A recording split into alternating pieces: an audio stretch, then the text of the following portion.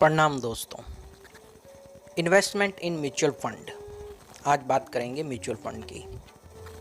2023 में mutual fund industry का कुल असेट्स 50 लाख करोड़ रुपए के पार निकलने का अनुमान है दोस्तों, जो नवंबर 2023 में 49 लाख करोड़ रुपए था।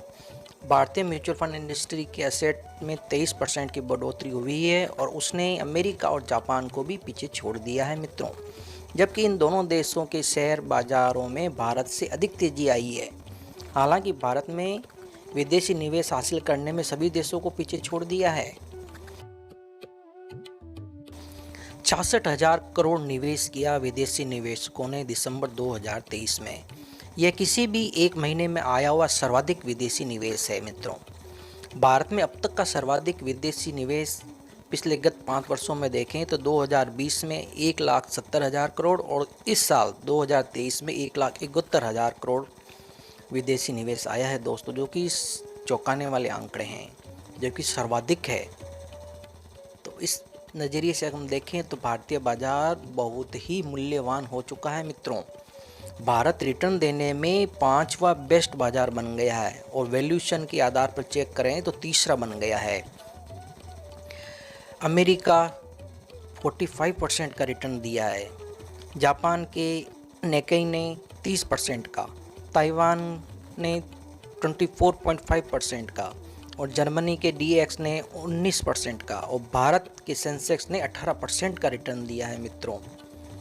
ये गजब के रिटर्न है 2023 में। अगर फंड वाइज देखें तो 2023 में किसने कितना रिटर्न दिया तो लार्ज कैप फंड ने 18%, मिड कैप और स्मॉल कैप फंड्स ने 45% से अधिक रिटर्न दिया है मित्रों।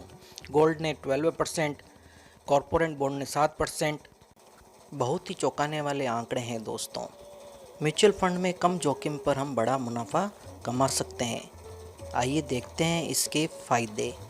नंबर 1 है सीधे इक्विटी में निवेश करने के बदले इक्विटी म्यूचुअल फंड में निवेश करना कम जोखिम भरा है, क्योंकि म्यूचुअल फंड एक साथ कई शेयरों और अलग अलग मार्केट कैप वाली कंपनियों में निवेश करते हैं और इनके लिए एक म्यूचुअल फंड के लिए फंड मैनेजर भी होता है जो ये सब देखभाल करता है, तो हमारी टेंशन कम रहती है।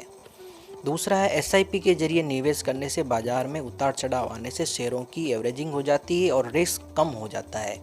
साथ ही छोटी छोटी राशि से लंबी अवधि में मोटा फंड जमा हो जाता है दोस्तों।